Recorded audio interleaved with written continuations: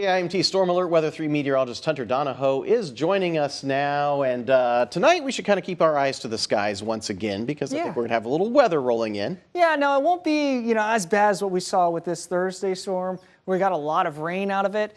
Just a little bit of snow, nothing that we can't handle. Good. So, yeah, that'll be pretty decent. Now, Saturday, a little bit of a different story. We'll get that snow in there, but we'll also have a little bit of wind.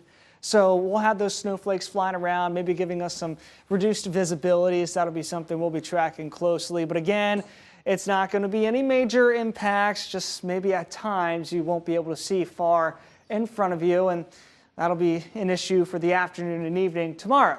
At least for today, beautiful. Looking west through town, a few clouds overhead of Mason City, but other locations seeing a completely blue sky. Still a very nice early January day out there.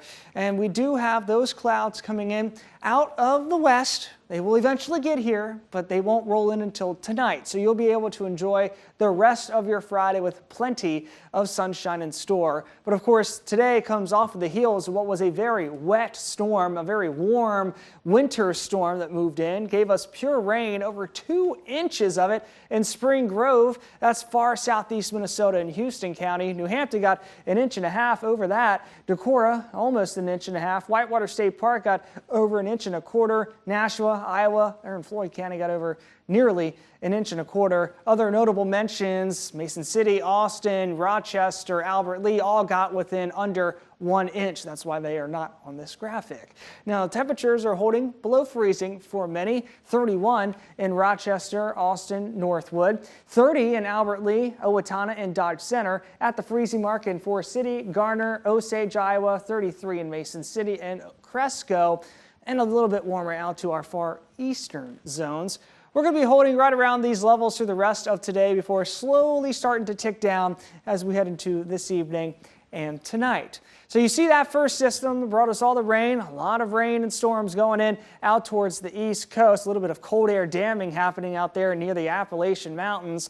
Now the second storm, that 1-2 punch we've been talking about all week, already coming in out of the Rocky Mountains. This interesting setup, 2 pieces of energy here, one to the south, one to the north in Canada. They're going to be what we call phasing or combining together just to our east. If you remember last week or 2 weeks ago, we had a similar setup where 2 pieces of energy combined right overhead of us gave us a decent amount of snow.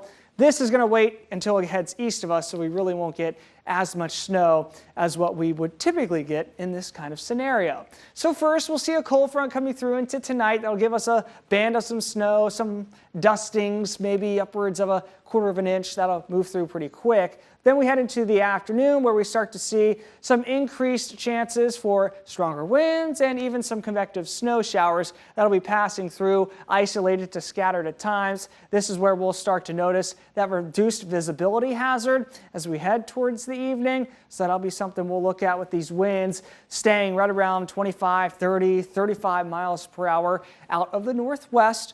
On top of this, it is going to be a pretty cold one. It's certainly going to feel a lot chillier than the high temperatures of around the mid-20s for that day. But yeah, most likely only around 1/2 inch. That's about it. Maybe somebody could get upwards of 1 inch of snow, but it will be hard to measure because of how strong those winds will be on Saturday. But hey, at least Sunday looks pretty good. Mid-20s, a mix of sun and clouds, calmer winds. Then we start next week. It's going to be warm, around 40 degrees, both Monday and Tuesday before we cool back off to the back half of next week. Nick?